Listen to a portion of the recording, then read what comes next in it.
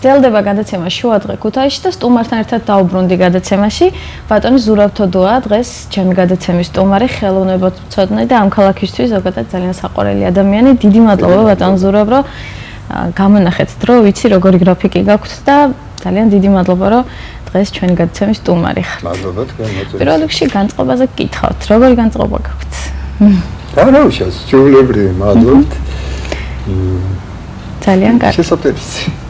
კარგით, მადლობა და მთავარი მიზეზი რატომაც მოგიწვიეთ დღეს გადაცემაში არის გუშინდელი ღონისძიება, რომელიც ქუთაისის ილია ჭავჭავაძის სახელობის საჯარო ბიბლიოთეკაში ჩატარდა. უკაცრავად გუშინ წინ ჩატარდა. ბატონ ვიტალი კავანაძეს ეძღვნებოდა ეს ღონისძიება, იყო ბატონი ვიტალის გამოფენა. თუ შეგიძლიათ ზოგადად ამ ღონისძიებაზე გვესაუბროთ და შემდეგ საინტერესო იქნება თქვენი როგორც ხელოვნებაცოდნის აზრი ამ ხელოვანთან დაკავშირებით. კი ბატონო, მოგახსენებთ, მოგესალმებით. 22 ნოემბერს ჩვენ ქართოლოგიის განყოფილებაში, ჩვენი საჯარო ბიბლიოთეკის ქართოლოგიის განყოფილებაში გავხსენით ბატონ ვიტალი კავანაძის ნამუშევრების გამოფენა. რა თქმა უნდა, ეს არ არის ახლა ესეთი დიდი სივრცე, იქ არ არის განკუთვნილი ასეთი ღონისძიებებისათვის, მაგრამ როდესაც მას მე ვთხოვე, რომ რამოდენიმე ნამუშევრით მაინც ყოფილიყო წარმოდგენილი ჩვენს ქართოლოგიის განყოფილებაში, მან დიდი სიამოვნება გამოთქვა. მართალია ეს გვინდოდა გაგვეკეთებინა ჯერ კიდევ გასულ წელს, როდესაც მისთვის 2015 წელი იყო საიუბილეო წელი, 70 წელი შეუსრულდა, მაგრამ არ მოხერხდა, გასაგები მიზეზების გამო, რომ თბილისში ამზადებდა ძალიან დიდ გამოფენას სახელმწიფო ხელოვნების მუზეუმში და დაკავებული იყო იქ წიგნზე მუშაობდა და ამიტომ ცოტა გადმოიწია აქეთ. ბოლოს და ბოლოს აი მოვახერხეთ და ეს ღონისძიება დავამთხვიეთ გეორგობის წინვარე დღესასწაულს. როგორც ვიცი, წიგნის პრეზენტაციაც. და დიახ. ახლა გამოფენა თვითონ პატარაა, სულ 20-მდე ნამუშევარია. დიახ, პატარა ფორმატის, მაგრამ საკმაოდ კარგი ნამუშევრები, რომლებიც გვაძლევენ წარმოდგენას მის შემოქმედებაზე, მის შემოქმედებით მეთოდზე. ამავე დროს მოვახდინეთ მისი წიგნის პრეზენტაციაც, რომელიც მან გამოუშვა საიუბილეო დღეებისადმი დაისწამბა ის ქუთაისში, ქვია მას ეს ცხოვრებაა.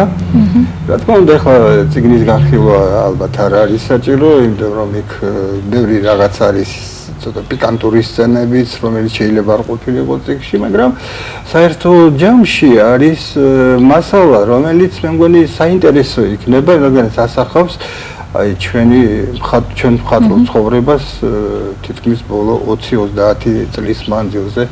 იქ არის დასახელებული მხატვრების გვარები, იქ არის მოყვანილი ჩვენი უცხო სტუმრები, რომლებიც აქ მუშაობდნენ საერთაშორისო სიმპოზიუმების დროს და აგრეთვე ნუსხა არის მთელი ეს გამოფენების, რომელიც აქ მოეწყო. ამ თვალსაზრისით, რა თქმა უნდა, ამ წიგნს გარკვეული ინტერესი აქვს და შეიძლება გამოყენებული იქნას შემდეგ აი მხატვრული ცხოვრების სურათის აღდგენაშიც. აი ეს ორი ღონისძიება ერთმანეთს დაემთხვა და მე მგონი ძალიან ისეთ ფილ გარემოში ჩაიარა, ქალაქის ინტელიგენცია გვესწრებოდა, ბიბლიოთეკის თანამშრომლები და ეს პატარა გამოფენა გავხსენით, რომელიც იფუნქციონირებს მე მგონი ერთი თვე. ახალ წლამდე გვინდა რომ იყოს. ბატონ ზურაბ, ძალიან თვითმყოფადი ხელოვანია ვიტალი კავანაძე. ყოველთვის ხვდები, როდესაც ბატონი ვიტალის ნამუშევარს უყურებ. ალბათ ეს ძალიან დიდ პროფესიონალიზმზე მეტყველებს ყველაფერთან ერთად. როგორი ფერმწერია თუ შეიძლება ძალიან საინტერესო იქნება თქვენი აზრი? ეხლა ჩვენს ქალაქსა და რეგიონში ჩამოყალიბდა მხატვრული ისტაბლიშმენტი, რომელიც წლების მანძილზე ინარჩუნებს თავის პროფესიონალიზმს.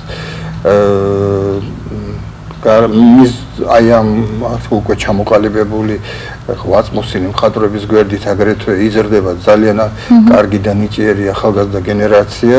ბოლო გამოფენები გიჩვენებენ, რომ ცვლა მოდის ძალიან საინტერესო, მრავალფეროვანი ძიებებით და ეს კარგია და ბატონი ვიტალი მიეკუთვნება აი ჩვენი მხატვრობის წარმომადგენელთა იმ თაობას, რომლებიც შემოვიდნენ ხელოვნებაში 70-იან წლებში გასული საუკუნის. ეს იყო ძალიან ინტენსიური ძიებების დრო, როგორც საბჭოთა, ასევე ქართულ ხელოვნებაში ყალიბდებოდა ახალი აზროვნება, ახალი ფერადპლასტიკური საშუალებები შემოდიოდა და რა თქმა უნდა, მან საკმაოდ კარგი განათლება მიიღო აკადემიის კედლებში, სადაც მისი პედაგოგები იყვნენ ფერწერის აკადემიკოსი ბატონი უჩა ჯაფარიძე, ასევე ძალიან ცნობილი ქართველი მხატვრები ვახტანგ ჯაფარიძე, ზურაბ სამხარაძე და სხვები. ასე რომ ბატონი ვიტალის ხელოვნება ეს არის კლასიკა, მაგრამ მიმართული თანამედროვეებისაკენ. აი ეს არის კარგი მასში რომ მან აითვისა ის ტრადიციები რომლებიც ჯერ კიდევ ქართული პეიზაჟის დამაარსებლის ციმაგორიძის შემოქმედებიდან დამკვიდრდა თანდათან ხელოვნებაში და ასევე მსოფლიო ხელოვნებაში, რეალისტურ ხელოვნებაში და ამავე დროს გაწია წინ, დაიწია წინ, არ გაჩერდა მხოლოდ იმაზე, ეს არის მაძიებელი მხატვარი და ეს აი ამ მხატვრულ ისტაბლიშმენტში ძალიან გამოყოფს მას, იმიტომ რომ როდესაც არ უნდა მიხვიდეთ მის სახელოსნოში ყოველთვის არის 2, 3, 4 სულ ახალი ნაწარმოები, რომელიც გამოფენილი ჯერ არ არის, არ ყოფილა, ანუ ის ძიებებში რაღაცას ეძებს, თუმცა უნდა ითქვას, რომ ამ წლების მანძილზე რა თქმა უნდა ჩამოყალიბდა შემოქმედებითი მეთოდის თავისებურებები, ეს არის მხატვარი, რომელსაც გააჩნია თავისი სახე, ძალიან ესეთი ცნობადია. Тамყვანი მხატვარია ჩვენს რეგიონში და ძალიან აღიარებული მხატვარია მთელ საქართველოში, რა თქმა უნდა. Ну, ახლა რო ვთქვათ, ესე რამე ერთი ჟანრით არ შემოიფარგლება მის შემოქმედება, საკმაოდ მრავალფეროვანია, ის წერს ყოფით სურათებს, წერს ისტორიულ პორტრეტებს, წერს პეიზაჟებს, ნატურმორტებს და შემდეგ, მაგრამ მაინც ვიტყოდი, რომ ვიტალი ყველაზე მეტად დაიმსახურა და დაიმკვიდრა ქართულ ხელოვნებაში სახელი როგორც პეიზაჟისტმა. აი ეს არის მე მგონი ყველაზე ესეთი მისი ძლიერი მხარე როგორც პეიზაჟისტის სტატუსი. ძალიან დიდი მადლობა. მე შემიძლია კიდევ თქვა ის, რომ აი ეს არ არის, ეს რეალისტი მხატვარია. განათლებიდანაც რეალისტია, ბუნებითაც რეალისტი მხატვარია, მაგრამ მისი რეალიზმი, რომელიც იკვებება ნატურიდან მიღებული შტაბეჭდილებებით და ნატურაზე შესრულებული ეტიუდით, არ შემოიფარგლება მხოლოდ ამით. ის ნატურალისტი არ არის, აი ნატურალიზმიდან ძალიან შორს არის. ნატურიდან მიღებული შტაბეჭდილება აძლევს მას მხოლოდ ბიძგს იმისათვის, რომ ეს მასალა გარდაქმნას შემდეგ რაღაც ძალიან საინტერესო, ძალიან ესეთ გრძნობით დატვირთულ, ემოციით დატვირთულ ნაწარმოებში, რომელიც ძალიან ადვილად მიდის მაყურებლამდე. აი ეს ამას კიდევ ეხმარება ის, რომ ის ძალიან ემოციური, ტემპერამენტული ფერმწერია, სადაც შეუძლია მაგალითად ფერის შესაძლებლობების გამოიყენოს როგორც სუფთა დეკორატიული ჟღერადობიდან დაწყებული, ასევე სუფთა ფერწერულ აი ამამდე მიყვანილი რაღაც ენერგეტიკამდე, რომელიც ეს ფერწერული ენერგეტიკა თვითონ ქმნის სურათის ზედაპირზე საოცარ გამოსახულებას და ის დამუხტული არის თვითონ იმ ენერგიითაც, რომელსაც მხატვარი განიცდის შექმნის დროს. აი ყველა მოძრაობა მასტიხინის თუ ფუნჯის, ყველა მოძრაობაში დევს ეს ემოცია, რომელიც შემდეგ მაყურებელზე გადადის. ნამდვილად გეთანხმებით, დიდი მადლობა ბატონ ზურაბ და ძალიან მინდა ზოგადად ამ თემაზე არ გულისხმობ მხოლოდ ბატონ ვიტალის, ზოგადად ხელოვნებაზე და ამ ქალაქზე თქვენთან ძალიან ღრმად საუბარი და არ მინდა რომელიმე თემა ესე ზედაპირულად და პრობლემა დაგვრჩეს და ვისურვებდი, რომ ერთ დღეს გვესტუმროთ და ცვლად ვისაუბროთ, იმიტომ რომ აკლია მე მგონი ალბათ დამეთანხმებით ამ ქალაქს, რომ ესე კულტურული ძალიან ნაკლია და ძალიან კარგი იქნება ქრისტიანო თუ ეს ჩვენ ზოგადად ერთი დღეც თუ დაეთმობა გადაცემაში. კარგი იქნებოდა, ნამდვილად სასაუბრო არის, პრობლემები ძალიან ბევრია ჩვენს სახვით ხელოვნებაში, უნდა განსაზღვროთ ჩვენი ადგილი თანამედროვე მხატვრულ პროცესში, აქ შევეხებით ალბათ განათლების პრობლემასაც, საგამოფენო მუშაობასაც და ყველაფერს და სასაუბრო ბევრია. თუ ეს მოხერხდება, მე მგონი კარგი. თავს არ შეგაწყენთ, თან ვიცი რომ ძალიან შეზღუდული ხართ დროში და ჩვენ საუბრის დასასრულს ძალიან ზოგადად გკითხავთ საერთოდ მსოფლიო სტანდარტებზე, ალბათ საინტერესო იქნება ძალიან მოკლე დრო შევეხოთ ამ თემას. ახალ ტალღაზე გადაერთო, ასე ვთქვათ, მსოფლიო, თითქოს წაიშალა ეს ზღვრები ერთი დარგიდან მეორეში და იქმნება რაღაც ახალი და ეძებს ვერ ჩერდება მოკლედ თანამედროვე ხელოვანი. ქუთაის რამდენად ატყობთ მაგალითად რომ რამდენად უწყობს ფეხს ამ სტანდარტებს? კარგი შეკითხვა, მადლობთ. აი ზუსტად ამაზე ალბათ თუ შევხვდებით ჩვენ უფრო ცლად ვისაუბრებთ, მაგრამ ორიოდე სიტყვით ვიტყოდი იმას, რომ შეიცვალა კულტურული იმპერატივი.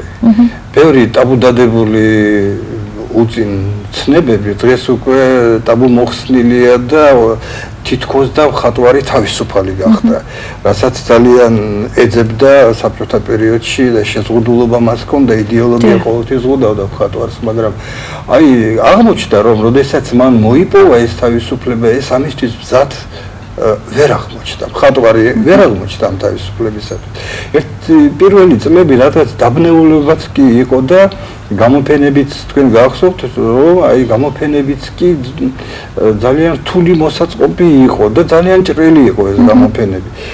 მაინც ჯერჯერობით იმ ძველი ტრადიციის ფარგლებში იყვნენ ეს მხატვრები, მაგრამ განსაკუთრებით ახლა დღეს მაგალითად აქ შეიძლება ორი ნაკადი გამოვყოთ. ერთი რომლებიც მისდევს ტრადიციას და მეორე ეს უკვე უფროსი თაობის მხატვრებია და მეორე ახალგაზრდა გენერაცია რომლებმაც მიიღეს შესაძლებლობა გაცნობოდნენ მსოფლიოს სხვადასხვა მოვლენებს, იმ ცხოვრებას ძალიან ჩქეფარეს, რომელიც დღეს არის ევროპაში და მთელ მსოფლიოში და დაიწყეს იქედან გადმოღება აი ამ მიმართულებების ეს არ ვიცი ახლა რამდენად კარგი იყო, მაგრამ ყველა მხატვარს აქვს თავისი რაღაცა კონცეპტუალურად რომ გაიზარდოს. ყოველ შემთხვევაში ეს არ იყო ცუდი იმ თვალსაზრისით, რომ რაღაც ახალ შესაძლებლობებს გაეცნენ. მისაღებია ეს არ არის მისაღებია, ეს უკვე მე ილექება თანდათან და მხატვარი ყალიბდება თავის იმაში, მაგრამ აი ესეთი მან შემოიტანა მრავალფეროვნება. თუმცა უნდა ითქვას, რომ ბევრია ჯერ კიდევ აი ბრმა მიყოლა იმ უკვე ტრადიციად ქცეული მოვლენებისადმი, რომლებიც ევროპაში და მსოფლიოში სადღაც ისტორიამ თავის თაროებზე დაალაგა და უკვე მოიშორა, ესე ვთქვათ. მაგრამ დღეს ახლა არის თანამედროვე ხელოვნება, ეს კონტემპორარულ არტი, აქტუალურ ხელოვნებას, რასაც უწოდებენ. ნუ იქ იმდენად ჭრელია ეს სურათი, რომ ასე მარტივად გარკვევა რა არის ეს ხელოვნება საერთოდ და დაისმა კიდევაც კითხვა, ხელოვნება არის ეს თუ არა.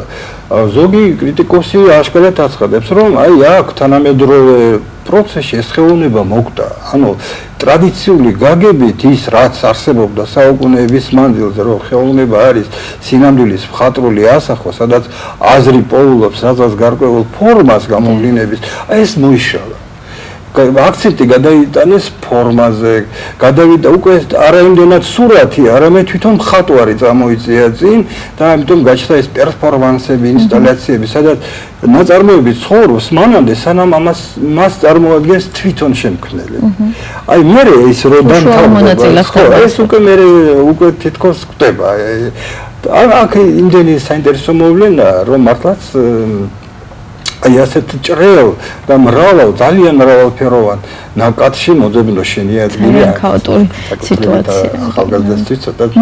ნუ ამაზე ვისაუბროთ. დიდი შემოვნებით ვისაუბრებთ თქვენთან და ძალიან მინდა რომ ერთ დღეს გამონახოთ დრო და გვესტუმროთ. უღრმესი მადლობა თქვენ გადაცემაში სტუმრობისათვის, ძალიან გაფასებთ და ძალიან მიყვარხართ.